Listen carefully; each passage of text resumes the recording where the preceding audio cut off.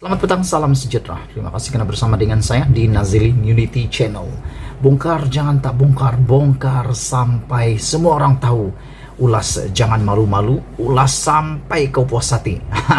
Itu trademark kita. Petang ini ada satu isu yang amat menarik perhatian saya untuk kita ulas bersama berkaitan dengan pentadbiran Malaysia dan politik Malaysia, apalagi kalau bukan tentang Ismail Sabri Yaakob yang telah dicalonkan menjadi Perdana Menteri oleh Parti UMNO. Namun demikian, pasti kau juga tak pernah tahu. Kalau kau tak pernah tahu dan kau baru tahu tentang isu ini, tolong share video ini supaya semua orang tahu bahwa sebenarnya Ismail Sabri Yaakob sebenarnya dalam bahaya yang amat besar. Hal ini karena UMNO telah mengumumkan calon Perdana Menteri mereka adalah Ismail Sabri Yaakob. Namun demikian, dalam pilihan raya biasanya akan ada seorang yang akan menjadi poster boy ataupun mukanya dipaparkan dalam poster yang akan dilekatkan di seluruh kempen tersebut. UMNO telah mengumumkan bahwa poster boy mereka adalah Ismail Sabri Yaakob. Tapi seperti yang telah kita jangka, ada kesilapan apabila mereka meletakkan Ismail Sabri Yaakob sebagai poster boy. Ramai yang tak tahu sebenarnya Ismail Sabri Yaakob tidak layak menjadi poster boy mengikut peraturan SPR.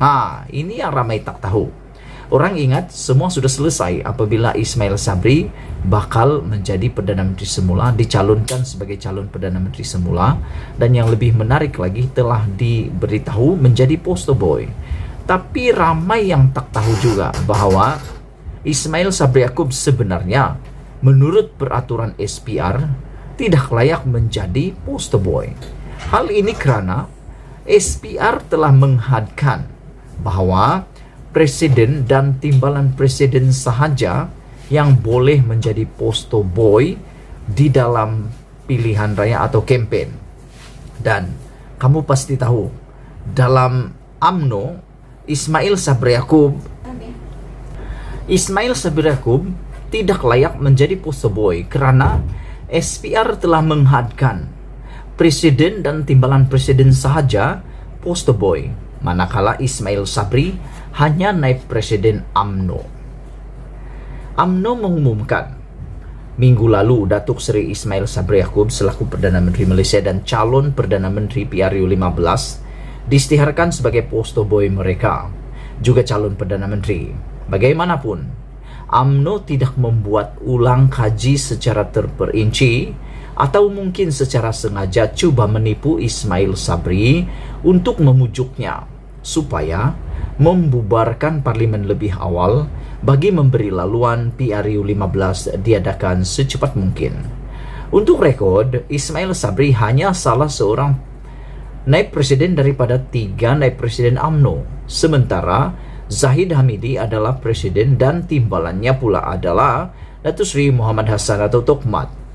Mengikut peraturan SPR sebelum ini, mana-mana parti politik yang bertanding hanya dibenarkan menggunakan gambar pemimpin utamanya, yaitu presiden dan timbalan presiden.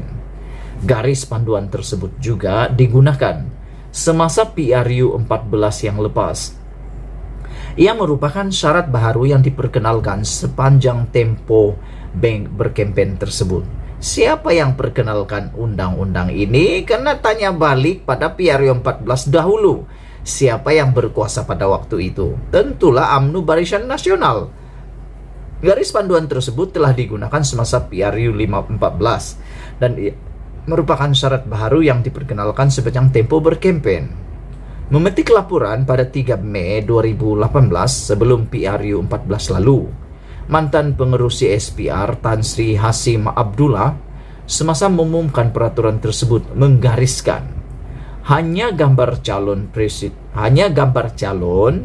presiden dan timbalan presiden. Saya ulang sekali lagi.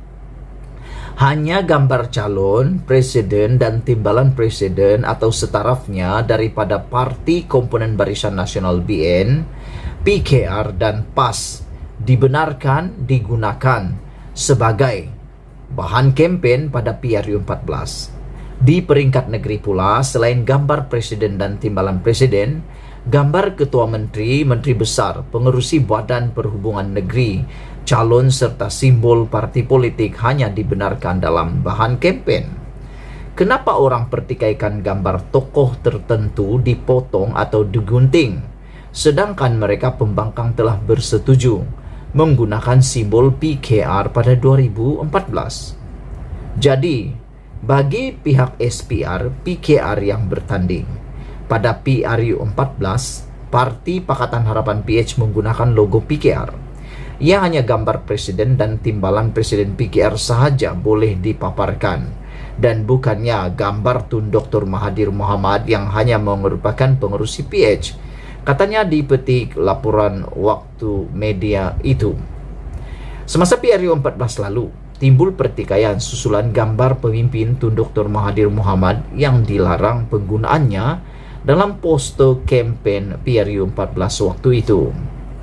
Bagaimanapun, UMNO mengabaikan peraturan yang mereka sendiri tambah pada 2018 apabila sebaliknya mengumumkan Ismail Sabri Yaakob sebagai poster boy mereka.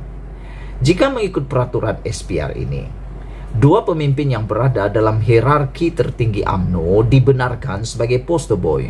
Hanya Zahid dan Muhammad, bukannya Ismail Sabri Yaakob. Melainkan SPR menerima arahan terbaru membatalkan syarat tambahan yang diperkenalkan mereka sendiri pada PRU 14 lalu untuk membolehkan UMNO menggunakan gambar Ismail Sabri sebagai poster boy mereka. Atau UMNO boleh memberi janji awal kepada Ismail Sabri, tetapi kemudiannya menukar keputusan dengan menggunakan poster gambar Zahid dan Muhammad pada PRU 14 nanti, 15 nanti. Segala kemungkinan boleh berlaku. Sementara itu, seorang penganalisis politik yaitu James Chin, merupakan profesor pengajian Asia di University Tasmania, berkata, pencalonan Ismail Sabri itu bukan jaminan jawatan Perdana Menteri akan diserahkan kepadanya selepas PRU 15 nanti.